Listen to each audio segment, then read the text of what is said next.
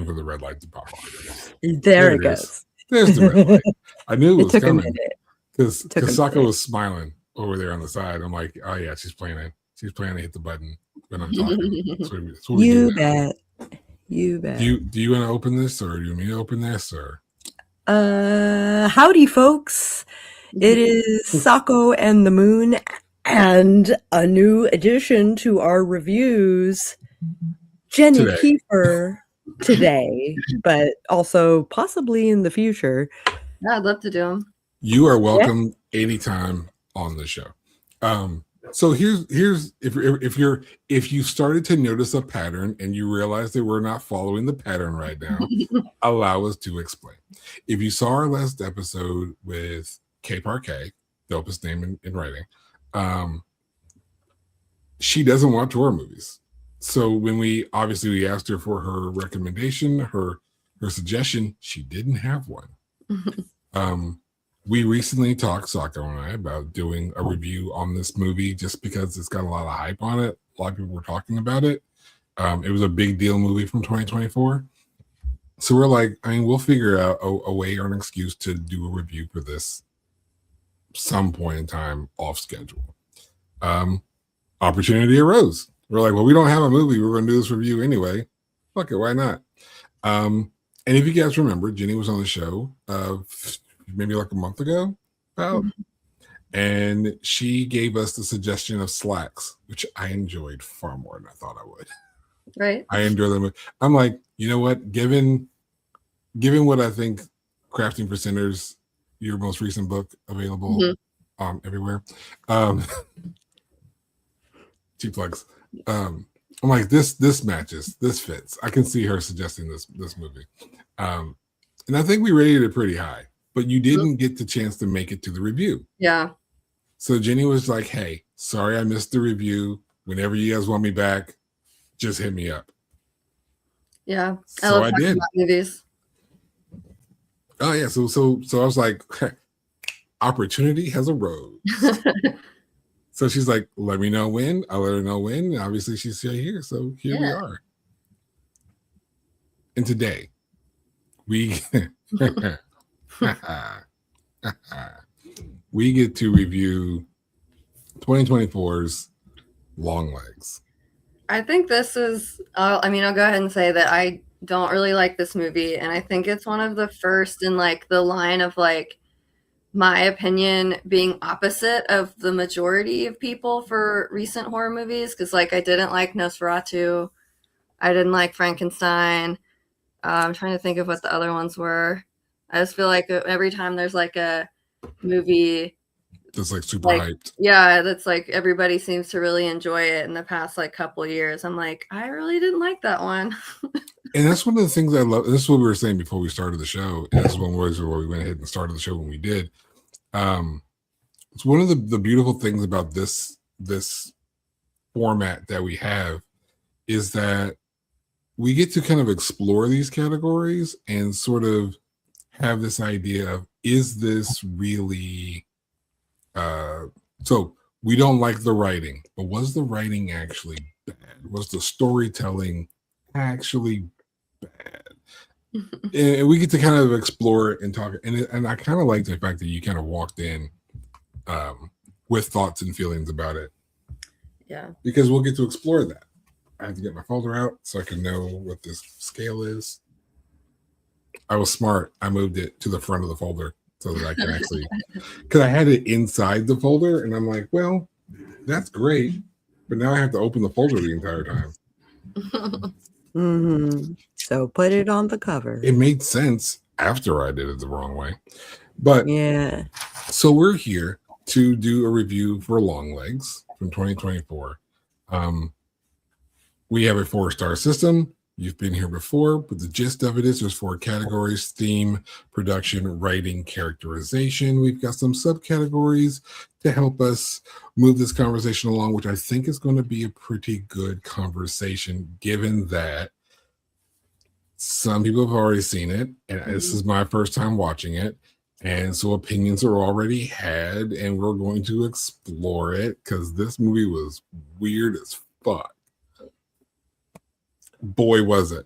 I After I watched it, I watched the kill count from Dead Meat. I watched another video trying to explain it all. I'm like, I need feedback here. I need feedback. Like if you have to, I mean, I'm a big fan of like not explaining everything, but if it's to the point where like you have to watch a video after the movie that like tries to explain everything, it's like I don't know that you did a good job. So I watched it more for the bonus commentary. One thing I do love about Dead Meat's kill count, shout out to James A. Denise, who has no idea who I am. What I do like about the show is they get into like the details of production and behind the scenes types of stuff that you would get from a behind the scenes featurette. So I watched mostly for that stuff, because one of the things that we'll get when we get into writing, there's a section of this movie where they just spell it out for you. There's a part where it's just like, all right, you've been watching this movie for about an hour yet. If you're confused, let me tell you what went down. Once upon a time. And then it just spells the whole thing out for you. Again, we're going to get into that in writing. But Sako, what was the theme of this movie? I think it was a concept of moving forward despite fear and dread. I'd love to see how you came up with that. Yeah. Oh, she froze for me. She froze for me too.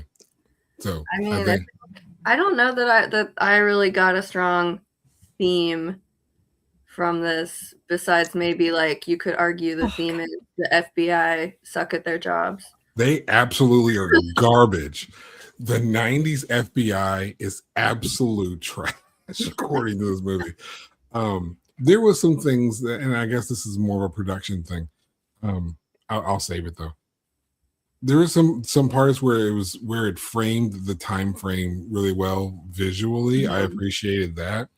But genuinely speaking, just like you said, the FBI was straight garbage. This is not a political statement. This is a sole reflection of the movie. Yeah. If you see how there are some procedural things that were done in this movie that made no sense whatsoever, from the most generic understanding of how the FBI works. Like, I've watched CSI, FBI, CIA, NCIS, all those letters shows, all the letter and number shows. I've seen at least an episode. So 911, CSI, NCIS, ABCD, EFG. I've watched all of them. I've watched all the shows. And this violates every natural reaction any of these shows could possibly do as far as procedurally when investigating. Even with a psychic on deck, nothing made sense. Well, that was the thing, was they tell you, they like go out of their way in the first 10 minutes to be like, she's psychic, and then that is never brought up again. She never uses that power. Not even close. Now, I will say that I don't think she was genuinely psychic. Asterisks. I think they're showing a connection between Longlegs, the devil, her mother, and her. Spoilers. Now the asterisk is the guy that they're investigating in the beginning of the movie has nothing to do with none of it. So how is she connected to the point where she can find it? Again, these details will come out later in the wash as we're talking about the writing. But so they established this, which should be psychic, but it's really probably just that spiritual connection with the devil or whatever, where she's just psychically intuitive more so. Yeah. Because none of this shit fucking makes sense at all. Theme wise, I don't really know if there is a message. Because you could say trust your gut, but that doesn't pan out the whole time. Yeah. You could say your prayers will keep you from the devil. That obviously didn't work. It felt very muddy. Like, just even like thinking about the whole thing as a whole, it's like it couldn't decide whether it wanted to be like a serial killer thriller or like a Satanist sort of. Yeah, like, is it a thriller? Is it satanic? Is this have to do with FBI procedural?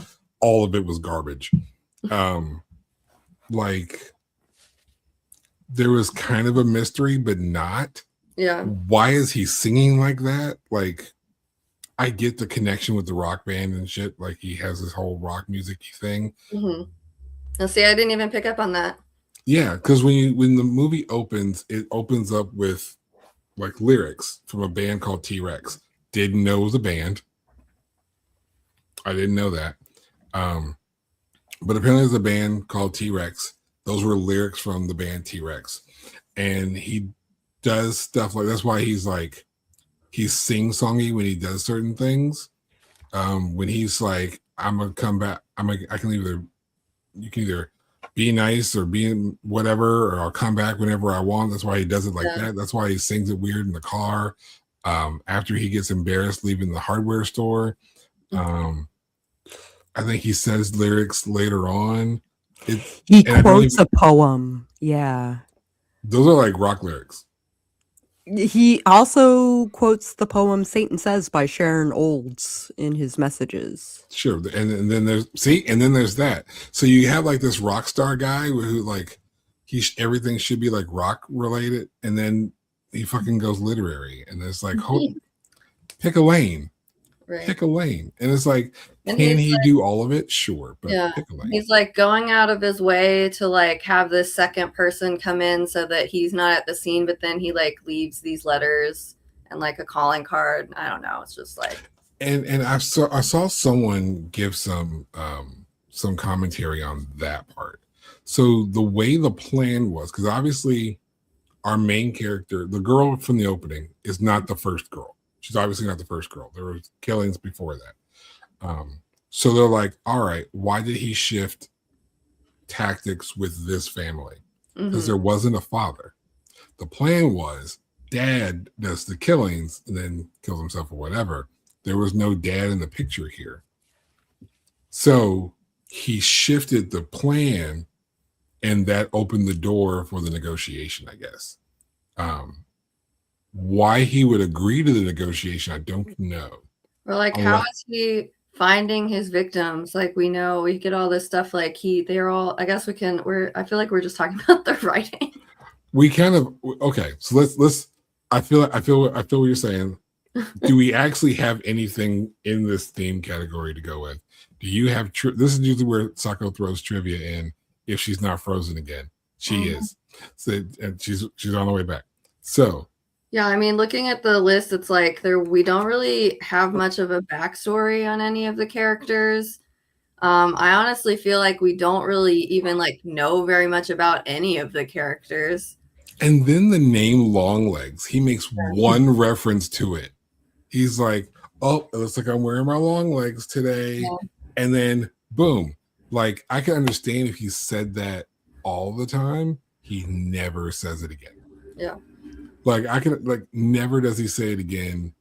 And you know what it sounds like? It sounds like he, and this, I could be way off base, and maybe I'm wrong for even suggesting this. I feel like the writer thought of that scene, thought that line, and thought, oh, that's good. And then wrote the rest of everything else to fill out an idea. And then the title stuck. Yeah. It's like, no, don't explain the title. Just go. Let's go. Yeah, I don't mind that as much, but like, I just like thinking about like, I don't really feel like it had a message. I don't really feel like we got any sort of backstory on any of the characters. I guess Harker maybe like kind of the most, but still not really. And then like, I guess like there was, I mean, it was very moody in terms of like the visuals and the way that they like showed things on screen was like very pretty, but yeah, but then there was like this weird, and this is probably a character thing, but Harker was weird. You know what I realized during the second watching? I watched it 2 3/4 times, or 1 3/4 times. And the one thing I noticed on the second watch through is Harker doesn't swing her arms when she walks.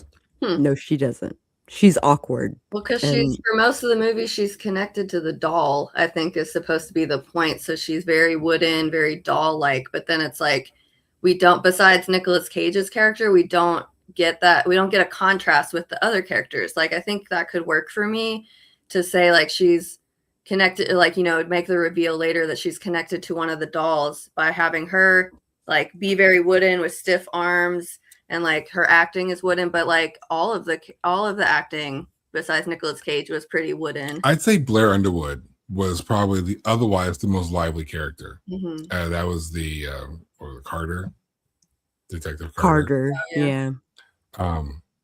He was animated, but even he pisses me off. I'm ready to get to that point because he pisses me the hell off. Acting was great. Character, I'm gonna punch him in the fucking face. It's like, yeah. Let's vote on theme real quick. I need to pop off. So, you guys hear me? We hear you now. You're freezing pretty frequently though. Yeah. Yeah, that sucks. But hopefully my audio at least comes through. Maybe I turn off my camera. If you want. Maybe. We'll see. But we can hear you just fine. Yeah. Okay. Well, so let's go ahead and vote on. I have backstory. I have trivia. Let's go with it then. To promote the film, Neon created a phone number which, if dialed, played a pre-recorded, extremely disturbing message from Nicolas Cage as the killer. Despite the praise and acclaim of his portrayal as Longlegs, Nicolas Cage has stated that this will be his only portrayal of a serial killer for film. In an interview with IndieWire, Cage said, I don't know... Excuse me, let me try that again. I know that the phone's going to be ringing off the hook to play serial killers after Longlegs, and that's not really what I like to do. I don't like violence. I don't like people. I don't like to play people who are hurting people. He forgot he was in Face Off, Longlegs quotes the poem. Renfield. Yeah. Renfield. Pause, Nicholas. This poem is about a girl locked in a cedar box being told by Satan that he can get her out if she blasphemes against her family. And we lost Sako mid-speech. Maybe. Yeah, I think so. Blink, blink, blink, blink, blink, blink. See, this is one of the reasons why I absolutely love doing a live show. Skunks. Oh, wait. There it is. There she Am I? I hear you now. Do you? Is that? I mean, it could be a figment of my imagination. I mean... Oh, don't tease me. I don't know. I can't tell from this end. No, genuinely, if I'm responding to you, it's because I can hear you. Okay. So voting. You want to share that poem? No, the trivia is done. I felt like the tone was like cold in the modern times and warm in the past times, and all the past from us. I felt like the theme was weak. What theme there was absolutely weak. Was it a Satanist story? I think it was, but it didn't happen until the third act. Satan popped up periodically throughout the movie, but never in such a significant way that it mattered to the to the procedure of the film. Right. So he was there. I guess.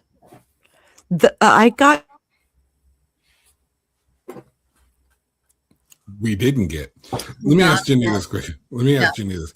Do you think that there was enough Satan in this movie to justify calling it like a satanic thriller or satanic anything? Really? Not to me. I feel like that was really just like kind of... I feel like we didn't get any of that until like the last, 30 minutes when the mom was giving her like info dump spiel. Yeah. To our protagonist. We're gonna get the info dump. We're gonna get to that info dump here. Yeah, I have a lot to say about that. Oh yeah, we're going to get there. So I'm going to take the charge and say that we're going to vote on theme. I'm going to vote no star Yeah, because everything felt cold, not just because it was seemingly the winter, but it's just like it would you just kind of stare at it like, what the fuck is happening in front of me? Like, what am I doing? And I feel like there's nothing else to that. Yeah, and it felt like there was a lot of ideas, and from what Sako told us, it sounded like there was probably like maybe a lot of like maybe some thought put into it, like with that poem, but I just don't think it came together, and it felt very piecemeal and not cohesive, and almost like maybe they were trying to shove too many things together. Like, I agree. I feel like there was a good idea there, and this is what happens to me. Actually, the screenplay I'm working on now is kind of a victim of this. I have a really great idea, right? A general beginning, a general middle, and a general end. And I'm needing to, now that I have those parts, I'm like, I need to fill them out to have a completed piece. And it's like, I need, like, obviously something bad has to happen. I haven't figured out what that bad thing is. And then, but before that, I have to have like a fun and games moment. And I haven't thought that part out either. So I feel like what this movie may have been was a really great idea. And somewhere in the process of trying to fill it out, lost the plot. Yeah. He had like great parts here, great part here, great concepts here. And then it's the filling out the parts in the middle that just didn't hit right away. I'm going to vote no. Jenny, what are your thoughts? I would say no. Okay, that's 2 no's. Sako, your thoughts? Are you here? Am I? Yes. You are. I also say no. All right. So there is no star for theme. Moving into production. Now, I can separate all my writing thoughts and characterizing thoughts. I can separate them all here. The movie sounded good, looked beautiful. I love some of the camera works. There's a few.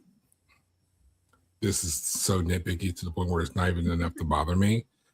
But so they led into a jump scare in the opening when they had you're looking here, looking here, looking here, boom, there he is. And then he's says the thing about, oh, I got my long legs on, because the camera is low from the angle of a small child.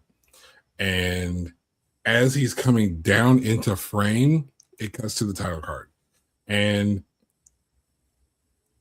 I feel like that was very good into like suggesting the look of him to see our antagonist. And we needed to shave like a half second off of that to make it to where as soon as the motion came down, we go straight into the title card. So I see nothing. I want to see him. I'm anticipating seeing him, and then I see nothing. And I feel like we saw just enough of him to kind of spoil that for later on. Yeah, I mean, I think I agree for the most part. It was very pretty. I enjoyed like it visually, although at some points it seemed like maybe a little bit too, I don't know if I want to say self-indulgent, but like it felt like sometimes they're like, oh, this shot is really good, and they like lingered on it a little bit too long. Like they go into the barn, and we have like the camera's like sort of facing them, and then there's like a doorway framed, and they like walk past the camera, and then the camera just like zooms into the doorway for like 10 seconds. And I was like, I don't know that we really needed that, even though it looks nice. It did look nice, and I felt that was one of the, I can excuse it if it was this. If you were trying to lend me into like anticipation, someone, because to further explain the scene she's talking about, they have to go to a barn, and the camera's already inside, and it's dark. So when the doors open, you get light coming in. Great shot, by the way. So you have the camera, you have the empty space of the barn, you have the doorway, and the 2 characters that are right there. And then behind the characters, outside the barn, is a smaller, like garagey barn thing, and it's the night sky in the back. And after the characters come I guess for this way, they come in and then go off to the side. You just see the barn through the open doors, and the camera just kind of hangs and lingers, and you kind of start to where the focus is no longer the characters, the focus is that barn. And it all leads up to absolutely nothing. Yeah. No one ever comes out of the barn. No one sneaks around that barn. This is where you would see someone crawling, like walking. This is where the shadow would pass. This is the kind of thing where a shadow would pass. Like what if like you just saw like a silhouette and it was like implied that like Longlegs was sort of stalking them. And you could even have done, because they did the devil silhouette all over the place in this movie. Yeah. Perfect place for it. Yeah. All that lighting that was on that white barn in the background, to just have like the devil silhouette on the barn and then fade away. Because there's some parts where the devil just appears and then fades out. Like, I didn't notice any of those.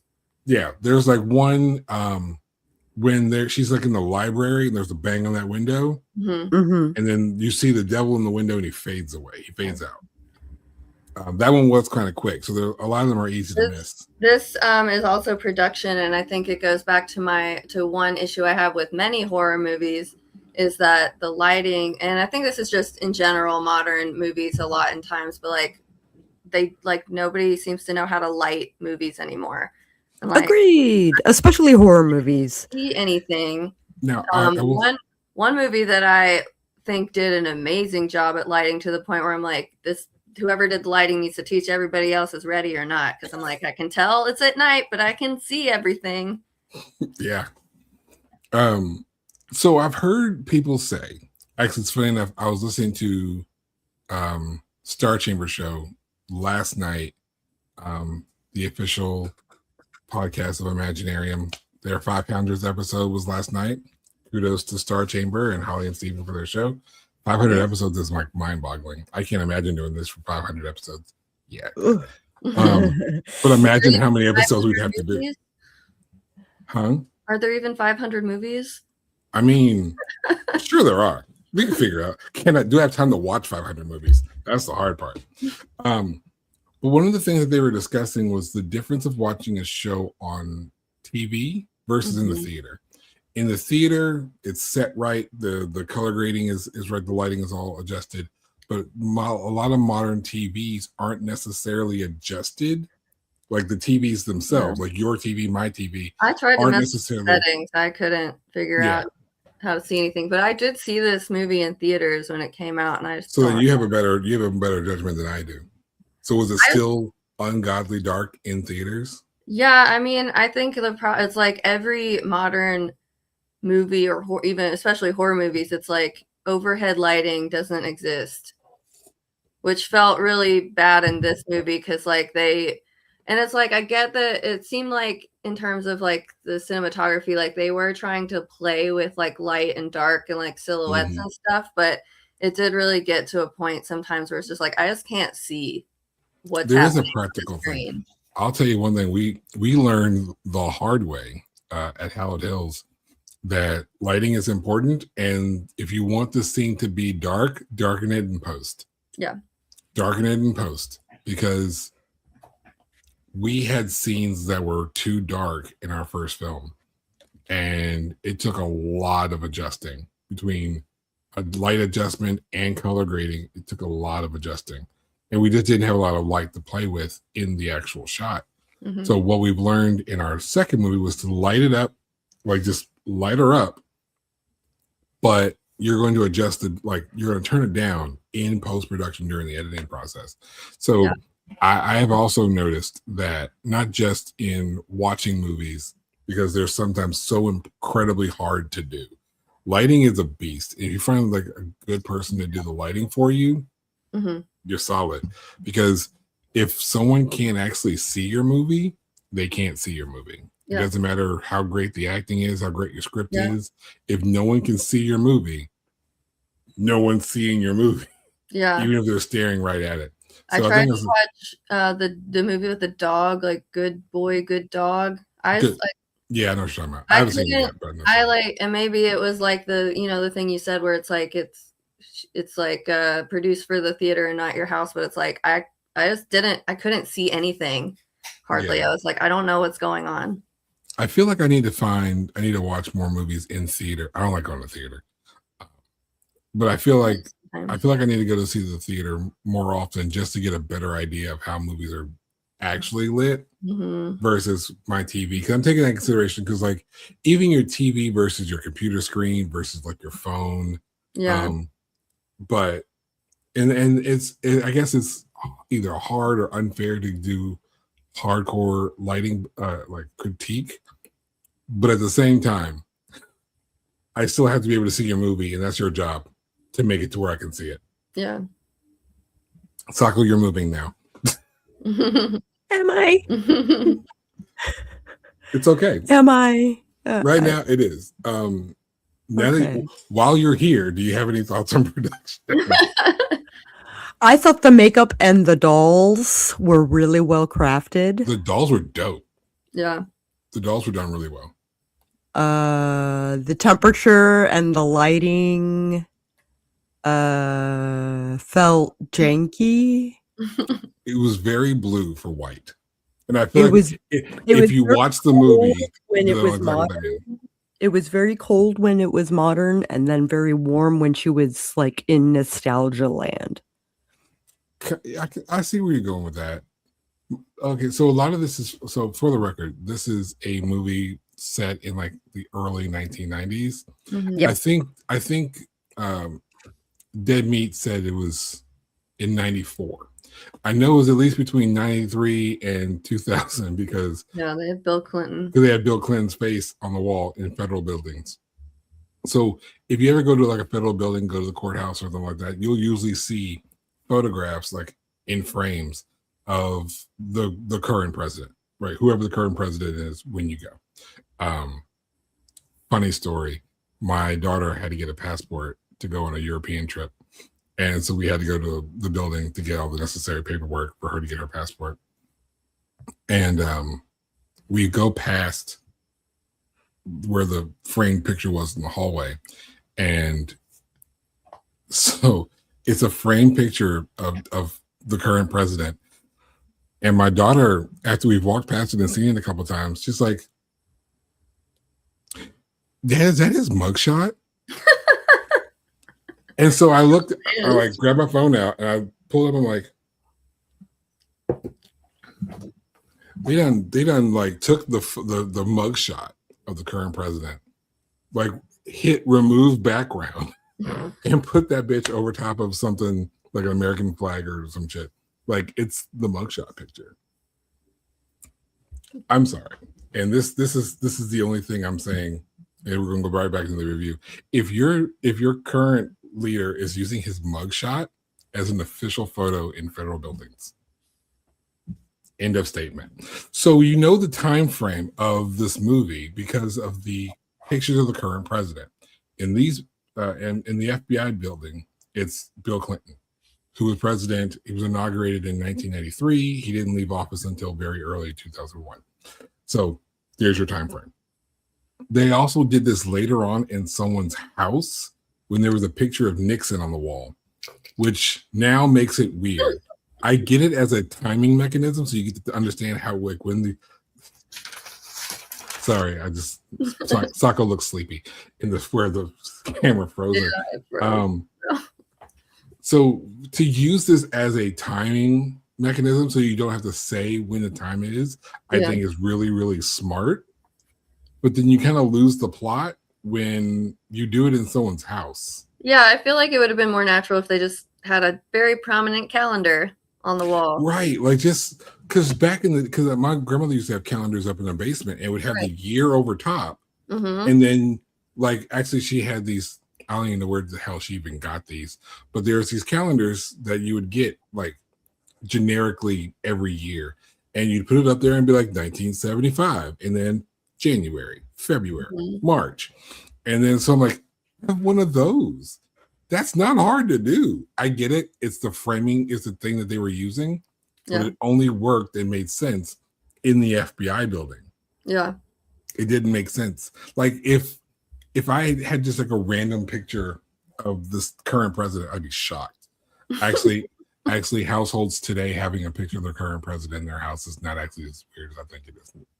No, it's as weird as I think it is. It's so but weird. It's not uncommon anymore. Yeah. But imagine if I had a picture of like President Obama in my house. That doesn't tell me what year it is currently. That says nothing about 2026. I'm just saying it works when it works and it doesn't work when it doesn't work. It works in a federal building because that makes sense. That would be switched out. It doesn't work in the people's house. So know when shit works and know when it doesn't work, because you're going to lose the plot somewhere in the mix. Yeah. Otherwise, like we sat there and described that barn scene. All things aside, the cinematography on that bar scene was fantastic. That barn scene was lovely.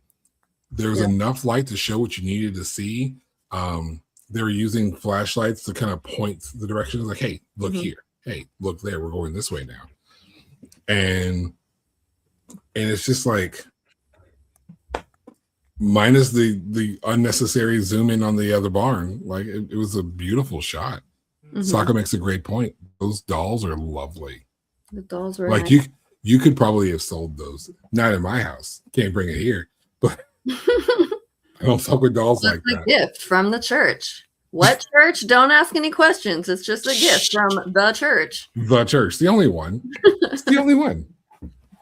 Which church is it? The church. First Baptist Christian Catholic Church. Sako with Randy Orton. There you go. But do we have any other could we mention the okay, one thing we did not mention just yet, the makeup. And I think the only person that really needs to have their makeup discussed is Longlegs. Sako, are you with us? I don't know, am I? Yes. You are delayed, but you are here. What are your thoughts on Longlegs' makeup? Okay, so it's almost believable. It's a little uncanny. But it looks like a lot of latex. Jenny, what are your thoughts on his makeup? Yeah, I mean, I think it was, I mean, I am a big Nicolas Cage fan, which is why I think this movie was a little disappointing for me. But Ditto. Yeah, but it's like, I don't know. It's just like he was, I don't know. It's just one of those things where it was, to me, it was kind of like, yeah, I get it. He's supposed to be like the weird antagonist character, but I think maybe they went a little bit overboard. It's kind of how I feel about, a little bit less, I guess, but it's how I feel about Gladys and Weapons, where it's like, it feels more like they were thinking of like a like, how can we make this character like the Halloween costume for the year, as opposed to like thinking about, you know, how that character might actually look or dress. I feel like comparing Longlegs to Gladys from Weapons is actually a great comparison. I could see where, because this is not an abnormal thing to do certain things in your movie to drive the promotion of subsequent products, because that's where the money is kind of made in the merchandising. I could see where Gladys was kind of monstrous in a, ooh, Auntie does not know how to do her makeup kind of way. Longlegs, I'm like, what were you even doing there, sir? Like, it even made more sense for Gladys. It made no sense for Cobble. That's his name. His name is Cobble. It made no sense for Cobble. Like, I didn't understand why he was just so pasty, paley, sicky. It's like remember when we made paper mache projects at school? And you had to make the paste with the water and the flour. Imagine just taking that big old bowl of paper mache paste and just throwing it on your whole self. That's what he looks like if you've not seen any images, which you have because it's on our thumbnail. So I mean, if we are imagining that he's like in that basement for like I think it makes sense for him to be like pale and pasty because he's like making dolls in a basement. But yeah, I think overall, is that like from the plaster that may have been used or from the materials? No, I just think he just doesn't get very much sunlight. I mean, maybe I just can't relate. Maybe that's just it. Maybe I just can't relate. But you would think he would have better skin if he doesn't get exposed to sunlight very much. Again, so see, we have this back and forth. Sako, while you're still here, do you have thoughts on why would Cabo look like this? Like in universe, why would Cabo look like this? I think you're both right. I think the materials that he was working with and the fact that he wasn't really going outside much, I felt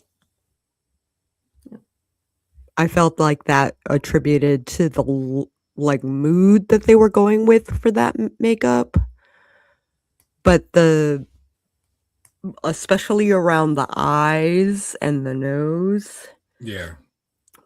And then the makeup done when spoilers, when he like kills himself or unalives himself.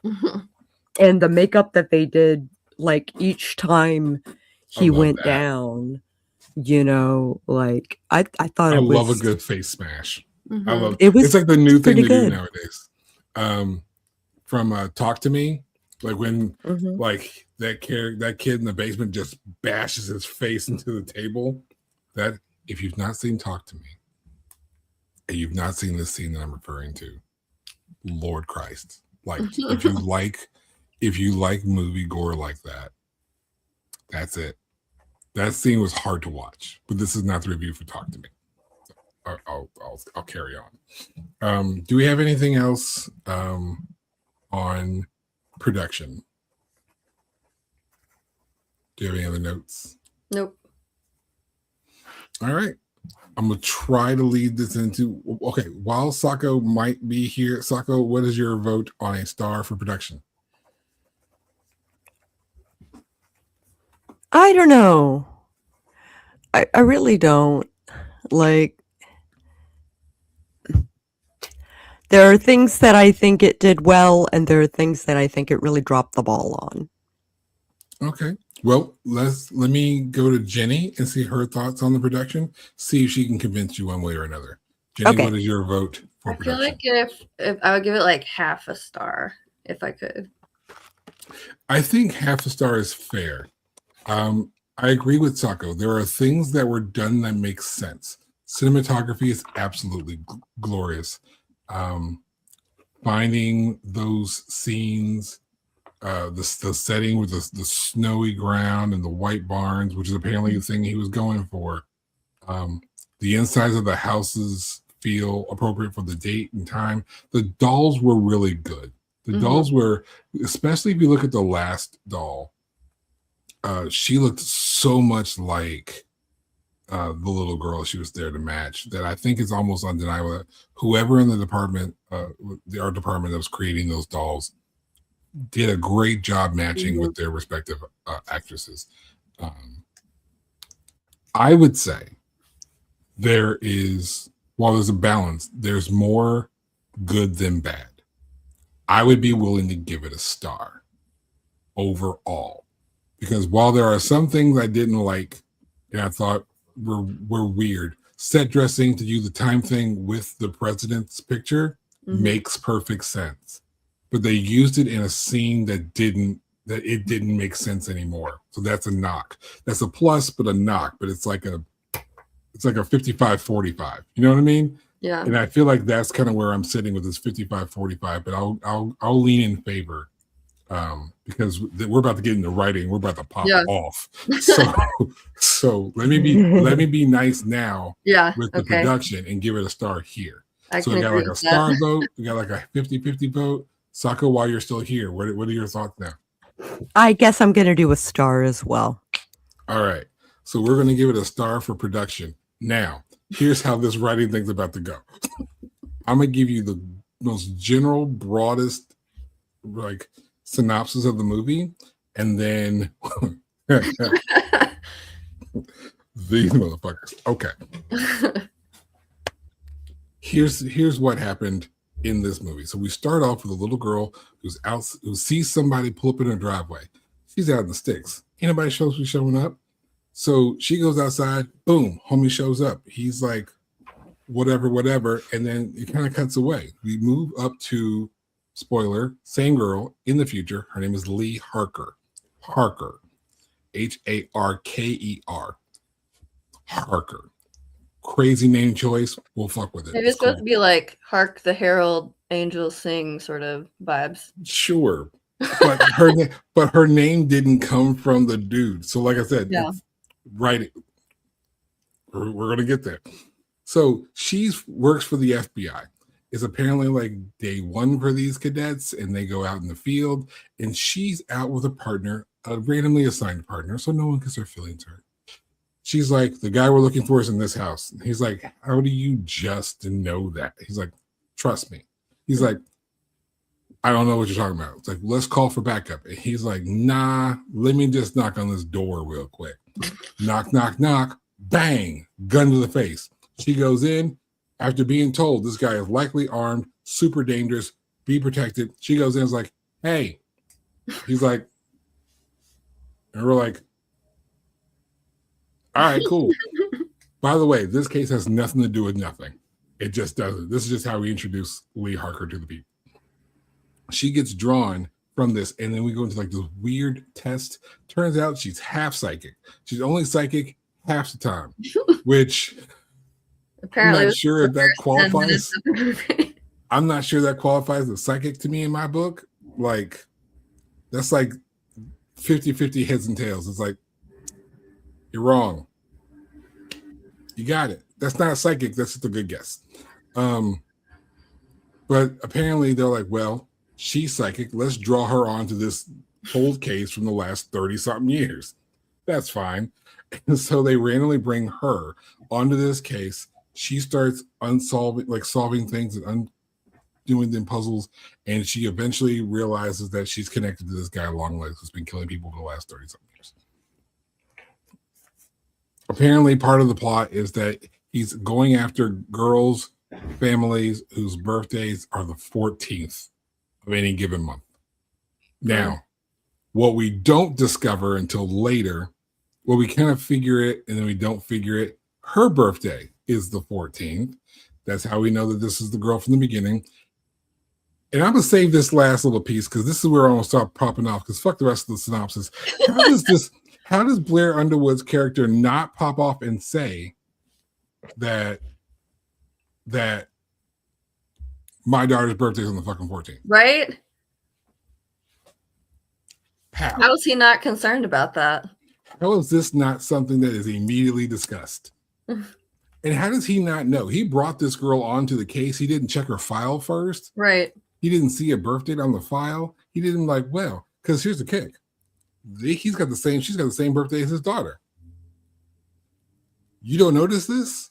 You don't think this is relevant, sir? The detectives are not very good at detecting anything. Nothing. And there's like no official backup to nothing.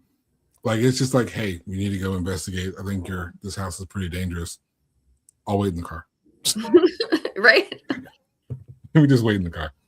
All right, let's see if we can try to contain this madness. Sako, why we still got you? What are your thoughts on writing? Okay, so Lee, can you hear me? Is that okay?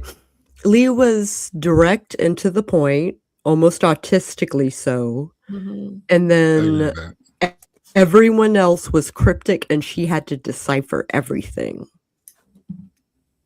Yeah. But she didn't do a very good job of it. No, she didn't. So here's another, speaking of deciphering things, let me run a scene by you guys, to the audience at home. Let's run a scene by you, okay? So she gets home from detective-y shit. She gets home, right? Calls her mom, hears something suspicious outside. She lives at home alone in a cabin in the woods. She hears random rock music when there's no neighbors nearby. Doesn't investigate. She hears some clanking outside. She does investigate. with her front door wide the fuck open. Yep. Ghosts working around the house. And then when she sees someone creeping inside her house, does she immediately try to like, now I have to remember, she doesn't have a work radio on right now, and this is not the era of cell phones. She does have a gun, I This is think. the early 90s. I think she has her gun, but there's no radio, no way of calling for anybody.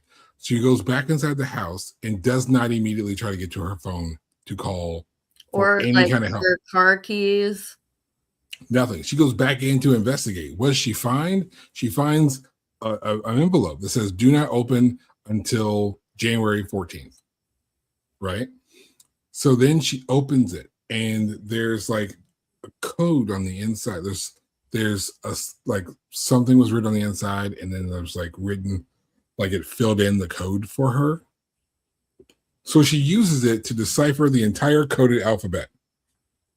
Listen, there was no quick brown dog fox running whatever that cipher sentence is that you're supposed to use that has all the letters in it.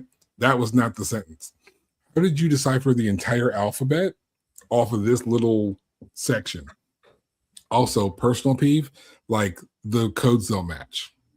I went back No, through. they don't. I went back through and I paused, and I'm like, when they find codes, I'm like, okay, so if you look at where The symbol for Lucifer.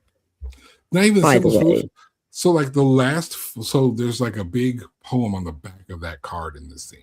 So she's translating the whole thing, and it's some weird thing like, I'm gonna basically, here's the code, here's how you decipher it. If you tell people how you figured it out, I'm gonna like cut off your mom's tits or something to that effect. The last word of this is the word dead. D-E-A-D, dead, right? So the first and fourth letter are the same letter. So if you look at the last four on the code, the first and fourth letter, like symbols, should be the same symbol. Mm-hmm. They are not. And if you're going to have this code as so much as part of your marketing, that means you figured out the code. As a production group, you figured out the code. Use it in the fucking film. Yeah. If your code has like 14 total letters in the message, your code needs to have 14 symbols. And it doesn't. When they get to the next house that they missed for like a month, and it was like download too slow. Mm-hmm. And I looked at, I'm like, all right, yes, I'm the nerd that's counting how many characters are in this message, and then turning around and looking back how many characters was in this code that she's deciphering. Doesn't match. Yeah. None of it matches. If you're going to have so much attention on the symbols for these codes, the codes are such a big part of this movie. Mm-hmm. It's 26 symbols. Yeah, I know there were 36 if you count numbers and digits. I'm like a weird emo nerd, so like My Chemical Romance is like most recent tour. They actually created a new alphabet, and in theirs they do have some symbols that are two characters like SH and TH, but that I don't think that was the case in this. No, because then there would be less symbols. Yeah. Than there were. And so like, and don't get me wrong, I know Thorn was a thing. Yeah. We know Thorn was a letter. Actually, I kind of support bringing Thorn back. I kind of support bringing Thorn back to the German. Yeah. It's like Nordic. It's German. Sorry, I that was the third time I said that. No, we heard you. I was okay. I like the study of words and word origins, and it was used in the Thorn. It was it's in my family Old name. English. It was used in Old English. English is a Germanic language. I know. Calm down. Don't beat me up. So I say bring Thorn back. I digress. If it was symbols like that for like SH, TH, CH, common sounds, I can understand that. I'd let it go. But it doesn't work. Like, and that throws off all the shit in the writing and the story. None of it works for me. Yeah. I have I want to go off. I have to pop off in about 15 minutes to go to an appointment. So I want to go through my issues with, I had a lot of issues with this script, And I think that was like really the biggest issue for me. There was just too many, like I said, like as a writer, I don't like, especially in horror, I don't like when every little thing is explained. I like when there's some stuff left to the imagination, but here it was just like, it was like there was just so much that didn't make sense that it was like, it just felt clumsy and it felt like it just wasn't written very well. Like, I guess maybe we could infer that the fathers like hid the dolls before they like killed themselves, but I was like wondering, like, why were the dolls never found in any of these investigations? Because you would think that like that would be part of the file, would be like, not only is everybody's birthday on the 14th, but every house had this weird handcrafted doll. And we do, when they find the first doll we see that they find, it is kind of like hidden, kind of, but there's like X's leading them to it, and it's like nobody ever saw those X's before this. Like, were the police really that incompetent? It was like the birthday thing was never explained. Like, how did he know? How did he find his victims and their birthdays? Then it was like, I guess, like I said earlier, it was like I could see how Lee could maybe like she was very wooden as a character, like her voice was very flat. She like didn't move a lot. And I could see them trying to be like, well, she's under the spell of her doll, right? But then like when her mom destroys her doll, there's no change. She just there's no change at all. Just gets a headache and takes a nap, and then she's the same as. And then it's like, so by the end scene where we do go into her partner's like house and it's his daughter's birthday, I'm like, why doesn't she immediately destroy the doll? Like off top. Right. Like that would be the very first thing I would have done, is destroy the doll. And so I think the biggest issue of this movie is that our main character is supposed to be a psychic detective, and she gets to do no detecting. She doesn't get to, she like maybe finds some like clues and pieces, but she doesn't get to do any solving because they just have her mom explain everything to her in like this 15-minute info dump, like literally just telling her what is going on. And it's just like things about her. I think it would have honestly kind of made more sense if she wasn't a detective, because I'm like, there's your basement. Well, you never noticed like a weird guy in your basement for decades. Right, because he would have had to move in while she was still a child, still living there. Yeah. So he lived with her. How did she not know there was an extra car in the driveway? How did she not see him around? Yeah, how did she not? Why did she never be like, hey, why is the basement suddenly locked all the time? Yeah. Like, I don't know. And then it was just like, what? They never really gave any indication of like why Longlegs was doing all this, or like, was it just for the love of the game? Like, why? I think the most egregious thing that you mentioned is the info dump. Yeah. Because don't get me wrong, there's always the part where the villain explains himself near the end. But if you're going to explain things to such the degree that they did, why did we have the movie? Yeah. I feel like you wasted everybody's time to get to that point. Mm-hmm. Like if you as the writer felt the need to info dump to that degree, it's not that you info dump, it's that you did it to that degree. If you did that, then one, you should have went back and finished and redid the writing. Yeah. Two, like, what was the point of the movie?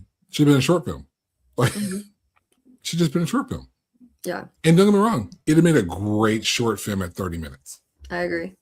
It'd have made a great movie at 30 minutes. And we would probably have zero complaints. But for what 80, we'll call it 88 minutes. For like the 88 minutes, 90 minutes of this movie is,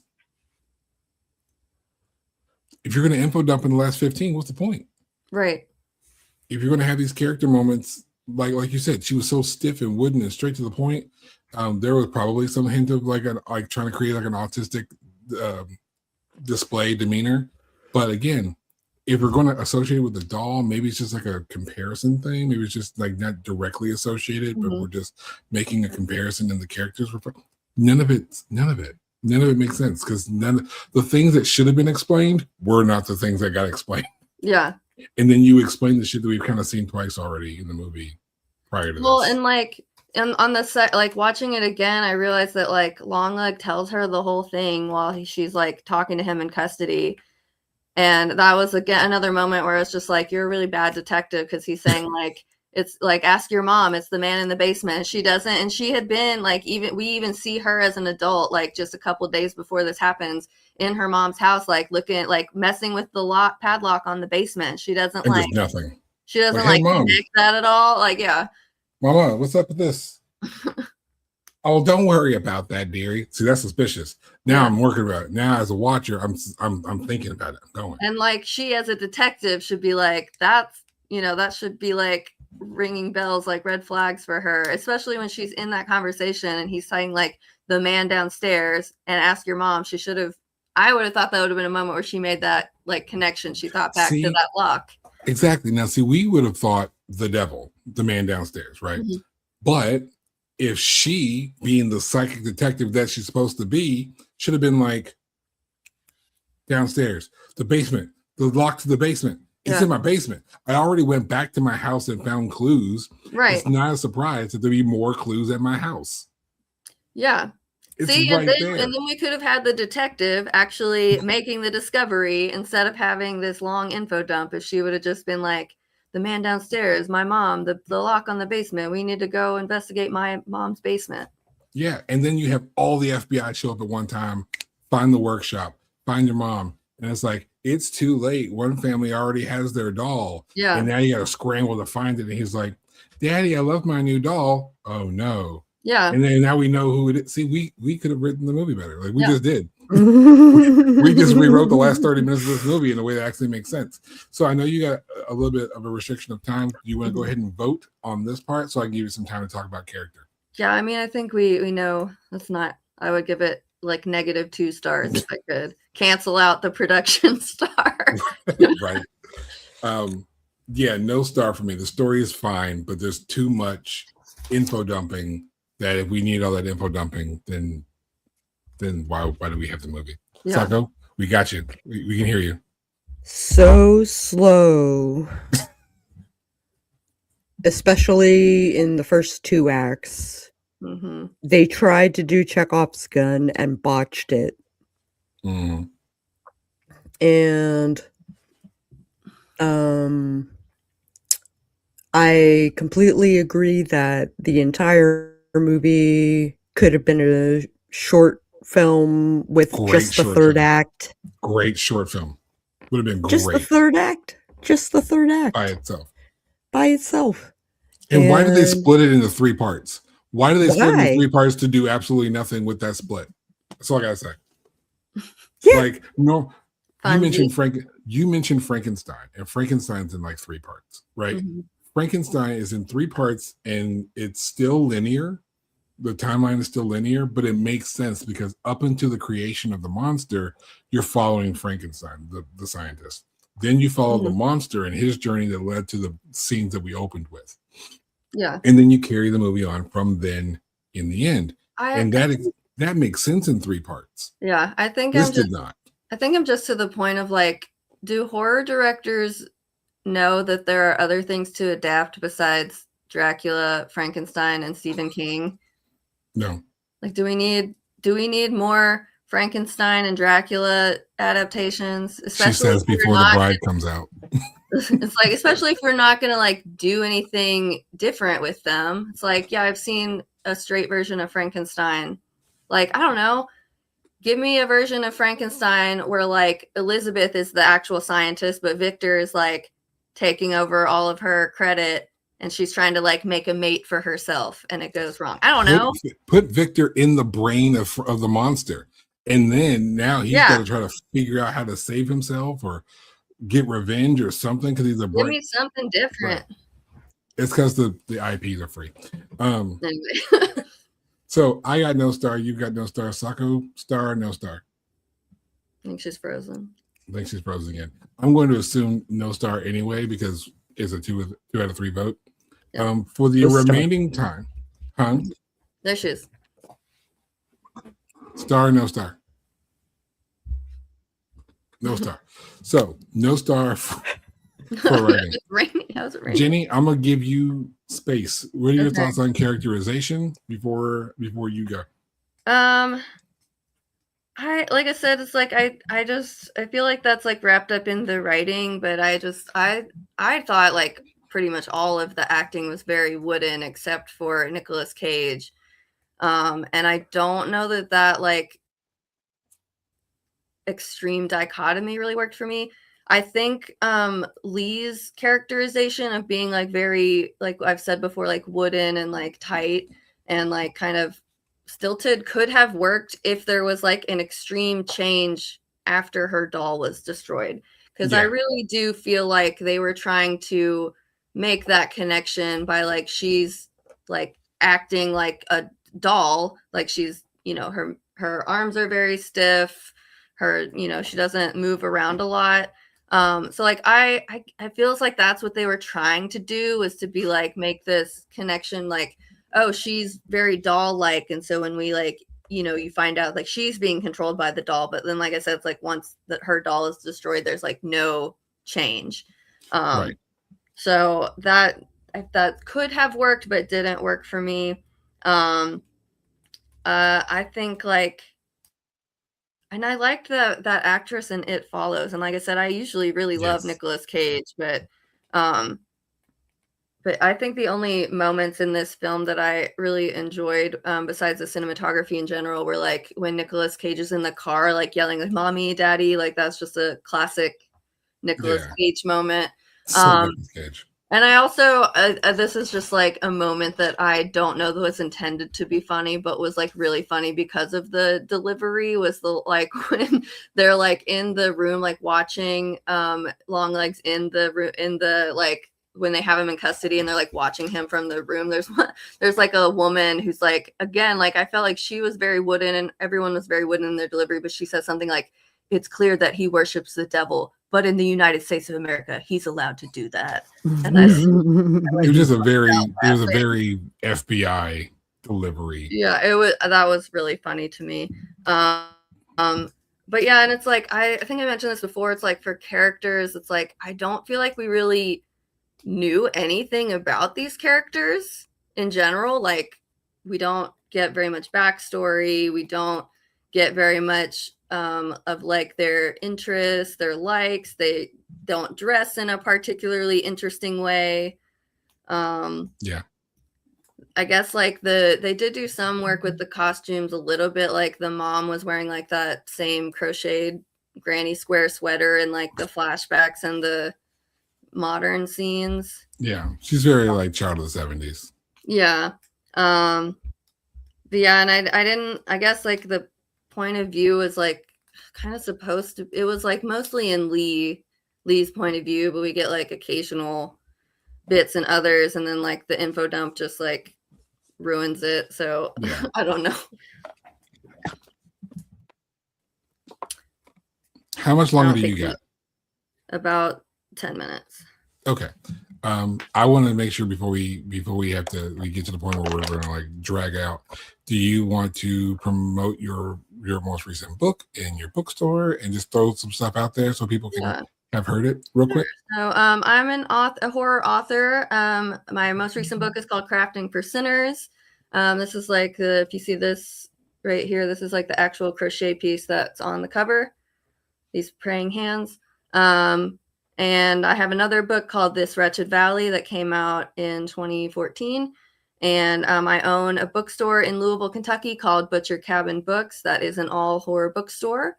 The website or the store's website is horrorbookstore.com. And we're like at Horror Bookstore on Instagram, which is mostly I think the Instagram stuff gets posted to Facebook, but we're those like really the platforms that we're on. And I'm like _ Jenny Kiefer on Instagram. That's really the only like social media that I post to. Right. And when did your book come out? Because I think you said 2014. Wretched Valley was January 2014, and Crafting for Sinners was October 2025. Okay. Because I was like 24. What? I thought your book came out in 24. That was Wretched Valley did. Yeah. Well, you said 14. Longlegs stole my hotline idea because I have a hotline for Wretched Valley that should still be up. That's right. Call. Neon, we're on to you. Yeah. We're on to Neon. Then the number is 502-755-6381. Yeah. Sako, you will go ahead and type that into the chat, the public chat, so people can see it and call them. So in the characterization, the only other character that had any sort of life to them, and that's a term I use very loosely, is Detective Carter, played by Blair Underwood. I don't like Nicolas Cage. I am not a fan of Nicolas Cage. I tend to love Nicolas Cage movies a lot more than I actually like Nicolas Cage and or Nicolas Cage in said movies. This didn't change that for me at all. I'm still not a huge fan of Nicolas Cage. The movie was, I feel like the only word to describe this, even with characterization, is just, huh? Because I said that a lot in this movie. Otherwise, you pretty much nailed it with the overall characterization in this movie. While I think the actors did their jobs well enough, Lee is super stiff and you don't get a whole lot out of her. She's cold and cryptic. The mom is weird and crazy, but she kind of really is weird and crazy. And I feel like Detective Carter knew a lot more than he seemed to know. Mm-hmm. Which the way that was revealed just seems incompetent. And you're leading this shit? Like that's not helping me at all with believing and trusting. He's like, you know what, all of a sudden you come onto this case and like everything starts popping off and we just figuring out everything. But she's not. Like she's being handed all this information. She's not doing detective. I mean, she figures out the rest of the code, but it doesn't even make sense of how she did that.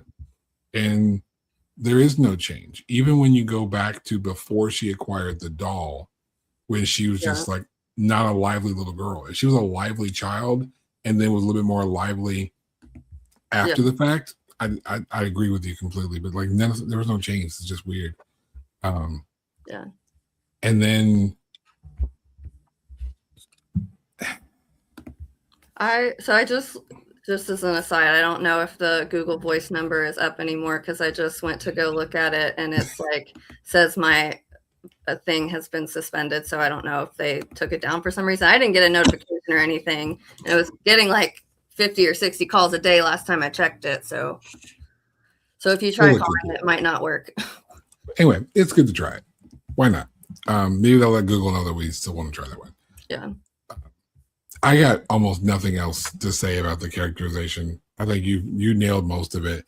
The characters feel cold and stiff. And the only people who should be feeling cold and stiff were the dolls that were left in the barn. Now, again, the girl that was in the asylum, best character of this whole damn movie.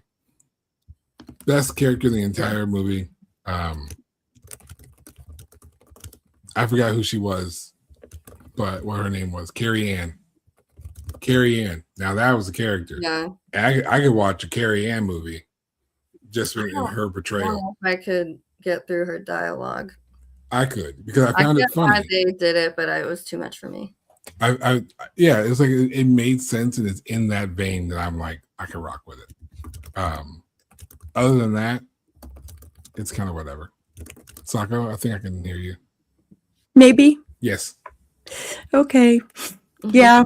I kind of put it all in the comments, but essentially I felt like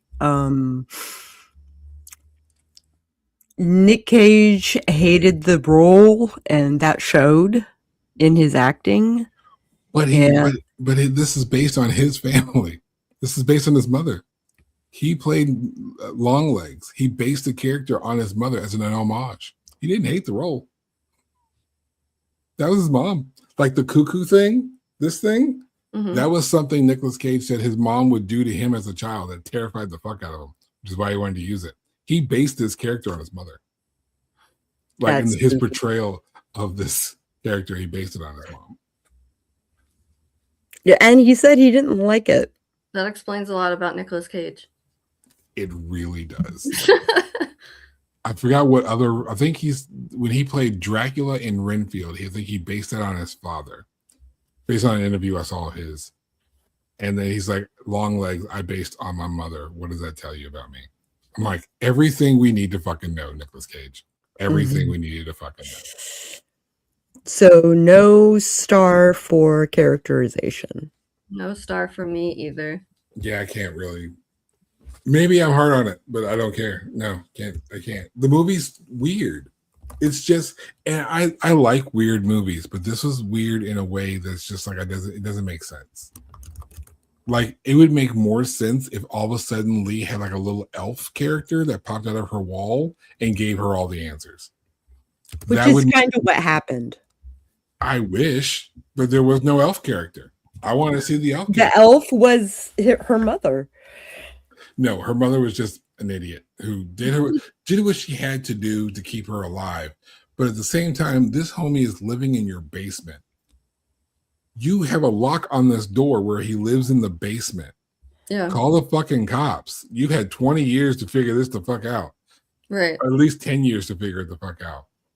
Call the cops while he's locked in the basement. He's asleep. You're looking for is in my basement. Get him. Right. Something. Nothing. She does nothing. She goes along with it. She's complicit. Yeah. I think it could have made sense for her character if we had some indication that like he seemed to be like controlling people with these dolls, right? And like the brain inside of it, like if we had seen like, I don't know, something that connected the mom to something like that. That would have made perfect sense. Everything would have made, it was like click, click, click, click, click, click, click, right in order. Everything would have made sense. Nothing. Again, I feel like this whole movie was a great idea by a talented writer who had nothing more than a good idea and was trying to flesh out that good idea, and there were gaps. Makes a good writer with a mediocre piece. Yeah. They needed some beta readers or like an editor.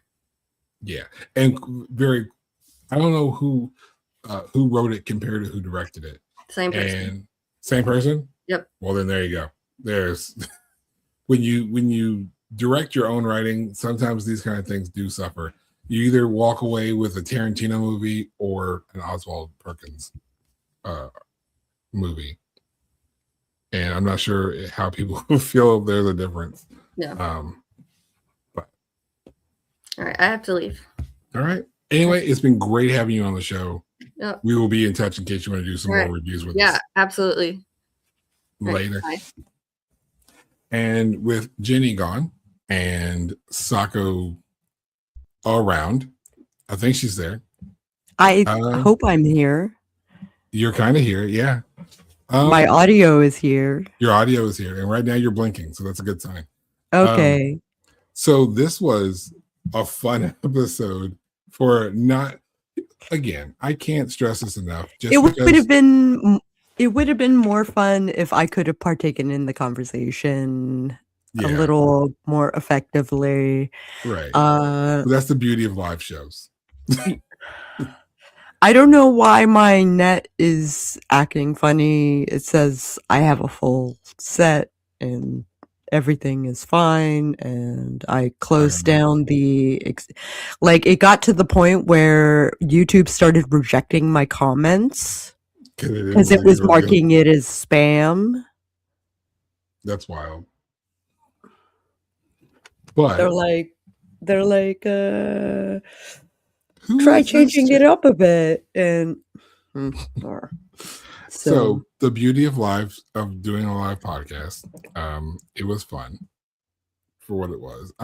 I'm glad we had a guest, because if we had these tech problems and no guest, you'd have just heard me babbling for an hour or so. and it looks like she fell asleep. She didn't. She's just frozen. It's fine. With this in mind, I think we walk away with a 1-star movie. Yeah.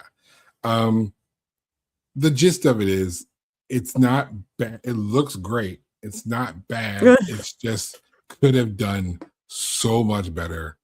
So much better. This is the kind of movie that in 10, 15 years, if someone was like, I want to remake Longlegs, I would be like, yeah, let's remake Longlegs. Because I feel like we remake good movies that don't need to be remade instead of leave them to be classics. We should go back to the movies that did not hit the mark and remake those. Those are my thoughts on filmmaking. Sako, do you have any closing thoughts while you're still moving? I hope I'm moving. You're moving right I now. would like to say that tomorrow we are interviewing John Palisano, who Yeah. is amazing in so many ways, and we're going to get into the nitty-gritty of all of it. And same bat time, same bat channel tomorrow morning, 11 Eastern in the morning. And we will catch you in the shadows or some shit. If we're not frozen first. If we're not frozen first.